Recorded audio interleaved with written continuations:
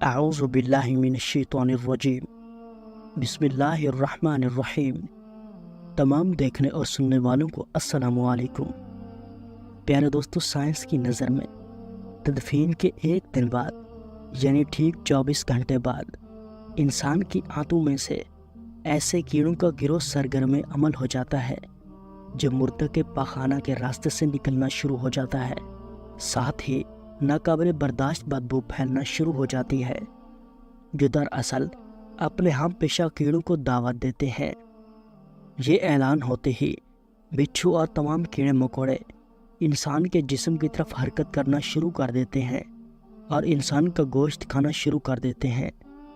تدفین کے 3 دن بعد سب سے پہلے ناک کی حالت تبدیل ہونا شروع ہو جاتی ہے، 6 دن بعد ناخن گرنا شروع ہو جاتے ہیں، 9 دن بعد بال گرنا شروع ہو جاتے ہیں، انسان کے جسم پر کوئی بال نہیں رہتا اور پیٹ پھولنا شروع ہو جاتا ہے، 17 دن بعد پیٹ پھٹ جاتا ہے اور دیگر اجزاء باہر آنا شروع ہو جاتے ہیں، 60 دن بعد مردے کے جسم سے سارا گوشت ختم ہو جاتا ہے، انسان کے جسم پر بوٹی کا ایک ٹکڑا باقی نہیں رہتا، 90 دن بعد تمام ہڈیاں ایک دوسرے سے جدا ہونا شروع ہو جاتی ہیں، 1 سال بعد ہڈیاں بوسیدہ ہو جاتی ہیں اور بالآخر جس انسان کو دفنایا گیا تھا اس کا وجود ختم ہو جاتا ہے۔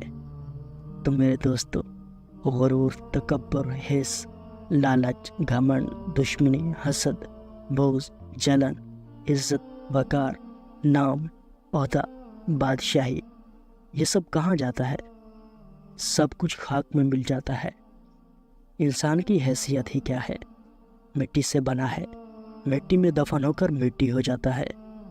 5 یا 6 فٹ کا انسان قبر میں جانے کے بعد بے نام و نشان ہو جاتا ہے۔ دنیا میں اکڑ کر چلنے والا، اپنے آپ کو طاقتور سمجھنے والا، دوسروں کو حقیر سمجھنے والا، دنیا پر حکومت کرنے والا، قبر میں آتے ہی اس کی حیثیت صرف مٹی ہی رہ جاتی ہے۔ لہٰذا انسان کو اپنی ابدی اور ہمیشہ کی زندگی کو خوبصورت اور پرسکون بنانے کے لیے ہر لمحہ فکر کرنی چاہیے، اللہ تعالیٰ کو یاد کرنا چاہیے، ہر نیک عمل اور عبادت میں اخلاص پیدا کرنا چاہیے۔ تو پیارے دوستو، یہ تھی آج کی ویڈیو۔ اگر آپ اسلامک ویڈیوز دیکھنا چاہتے ہیں تو اسلامی بندہ یوٹیوب چینل ضرور سبسکرائب کریں۔ شکریہ۔